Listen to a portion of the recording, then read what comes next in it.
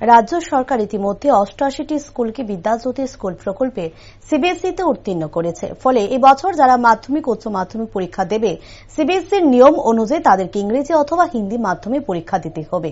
এই অচল অবস্থা কাটিয়ে ওঠার জন্য শিক্ষা দপ্তরে বুধবার এক ডেপুটেশনে প্রদান করে ত্রিপুরা প্রদেশ NSUI। কিভাবে একজন ছাত্র তার প্রাথমিক ক্লাস থেকে বাংলা মাধ্যম অনুসরণ করার পর হঠাৎ করে ইংরেজি মাধ্যমে পাঠ্যক্রমের সাথে মানিয়ে নিতে পারে। তাছাড়া সঠিক পরিকাঠামো এবং ইংরেজি মাধ্যমে দক্ষ শিক্ষক ছাড়া একটি বাংলা মাধ্যম স্কুল হঠাৎ করে ইংরেজি মাধ্যমে কিভাবে পরিণত হতে পারে, এরকম বিভিন্ন দাবি দাওয়া নিয়ে এই ডেপুটেশনে মিলিত হয় তারা।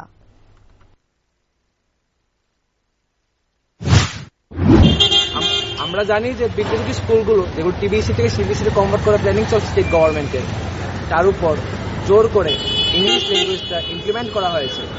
আমরা জানি যে তাদের যে স্টুডেন্টগুলো যে স্কুলে পড়ছে তাদের প্রাইমারি দিকটা বেঙ্গলি ল্যাঙ্গুয়েজে তৈরি করা, এবং তারা যে এক্সামগুলো দেবে আগামী দিনে, যারা এই বছরের বোর্ড পরীক্ষার্থী 10 আর 12 বিদ্যার্থী স্কুলে, তারা কীভাবে ইংলিশ ল্যাঙ্গুয়েজে পরীক্ষাটা দেবে। কারণ সিবিএসসির মধ্যে দুটো মোড অফ ল্যাঙ্গুয়েজ ইউজ এক্সামে, that is Hindi and English.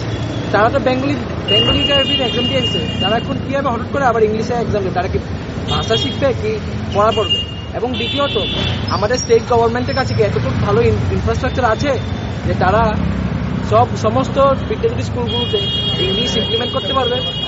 So বিভিন্ন রকমের মিস্টিরিয়াস রিজনের জন্য জানি না কেন তারা একটা অ্যান্টি স্টুডেন্ট পলিসি গ্রহণ করেছে, যেটা হয়েছে কি জোরপূর্বক ইংলিশটা তারা স্টুডেন্টের উপরে চাপিয়ে দিচ্ছে।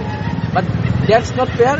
অ্যান্ড আমরা ডাইরেক্টরের কাছে অনুরোধ করব যাতে এই যে পলিসিটা যাতে ফেরত নেওয়া হোক, এবং যারা বিদ্যাজ্যোতি স্কুলের তারা যেন বেঙ্গলি ল্যাঙ্গুয়েজে তারা এক্সামটা দেখ। এটাই আমাদের দাবি। কোন দলের পক্ষ থেকে আমরা NSUI পক্ষ থেকে কংগ্রেসের স্টুডেন্ট সংগঠন, আমরা এখান থেকে। আপনার পরিচয়টা? স্বরূপ Singh on behalf of NSUI।